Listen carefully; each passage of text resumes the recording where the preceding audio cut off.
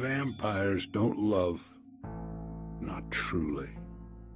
Not the way mortals do, with hope, desperation, and promises. They remember love. They can mimic it. But for most, it's a muscle that withers with immortality, because love demands vulnerability, and eternity has no time for that.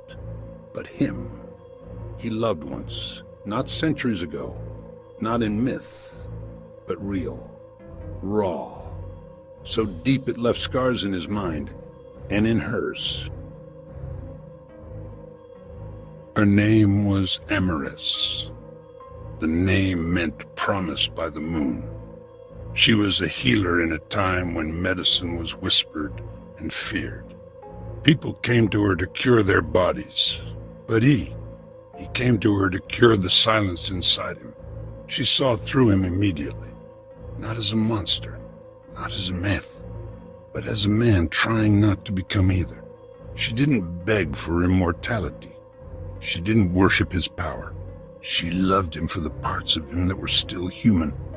His restraint, his sadness, his fight against becoming what the world expected. And for a time, he let her in, let her see the centuries behind his eyes, let her touch the name he had buried, Cairo. Let her speak to the part of him that still dreamed. If you were born of blood and death, then I am your afterlife, your calm. They lived in secret. He never fed from her, never changed her, but he loved her.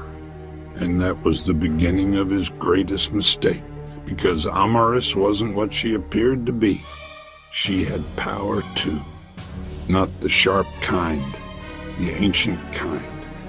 The kind passed down by bloodlines long erased by the council.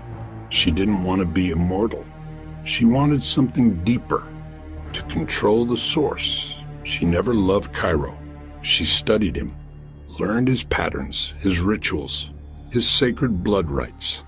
And one night, while he slept under moonlight, she cut him, not to kill him, but to take his blood and bind it into an ancient spell. A binding, one that could make her eternal without becoming like him.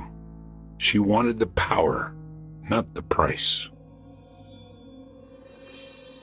He woke to the betrayal. Her eyes were empty. Not evil, just consumed by ambition. I don't want to be yours. I want to be better than you. He could have ended her, but he didn't. Because even in her betrayal, he still remembered the softness that wasn't a lie. So he let her go. But from that moment forward, he swore no more love, no more chances, no more pretending that immortality could hold anything as fragile as trust. That's why he refused Sarai centuries later. Not because she reminded him of Amaris, but because she didn't.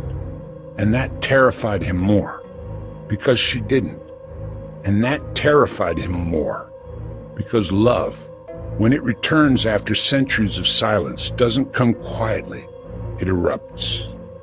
Now, he speaks not to be known, not to be worshipped, but because the line between myth and memory is fading.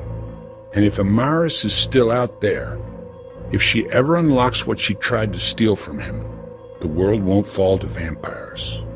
It'll fall to something worse, someone who once knew his heart and chose to break it for power.